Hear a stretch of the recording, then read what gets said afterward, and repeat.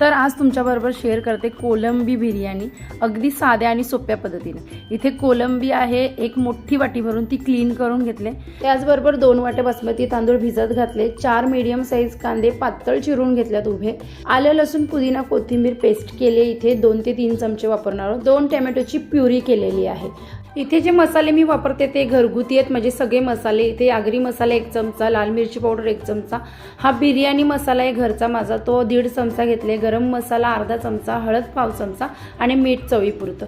तेल छान गरम झाल्यावर कडकडीत तेलामध्ये इथे मी कांदा घालून घेतलाय।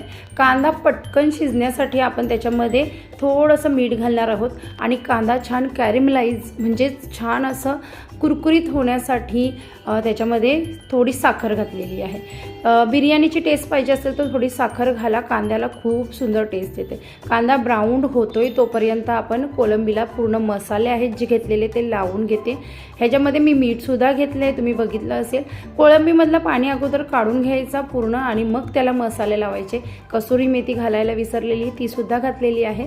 कांदा ब्राऊन झालेला आहे, थोडासा चमचाभर कांदा मी साईडला काढून ठेवला आणि मसाला लावलेली कोळंबी आपण पूर्ण त्या कांद्यामध्ये घालून मिक्स करून ठेवणार। भांड्याला थोडा मसाला लागलेला तर त्यामध्ये अर्धी वाटी पाणी घालून मी मिक्स केले, फक्त एवढंच पाणी आपण वापरणार आहोत। जायला आता मी बाजूच्या गॅसवर ठेवते, कारण का इकडे आपल्याला बनवायचा आहे भात।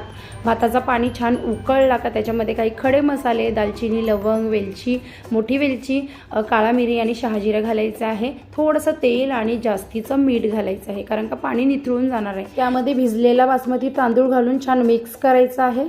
इथे मी कोलंबीमध्ये तेजपत्ता घालायला विसरलेली तर वर्ण घालते आणि मीडियम गॅसवर आपल्याला कोलंबी शिजवायची आहे। कोलंबी लगेच शिजते, वेळ नाही लागत। इथे पाण्यामध्ये भात छान नाचायला लागला का त्याला मिक्स करायचं, त्याच्यामध्ये लिंबाचा रस घालायचा आणि थोडीसं पुदिना कोथिंबीर घालायची असेल कट केलेली तर, नाही तर नाही घाललं तरी चालतं, पुढे आपण घालणारच आहोत।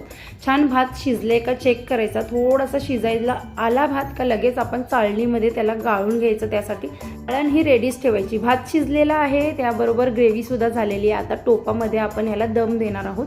तर इथे टोपामध्ये मी थोडं तेल घातलंय खाली आणि त्याच्यावर भाताचं लेअर देते छान असा आणि त्यावर आपण ग्रेव्ही जी कोलंबीची आहे ती घालणार आहोत।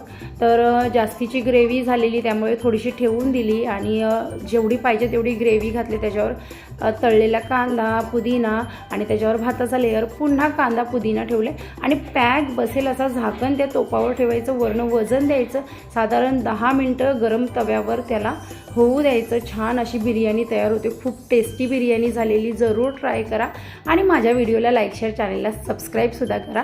चला भेटूया नेक्स्ट ब्लॉगमध्ये, आता बाय।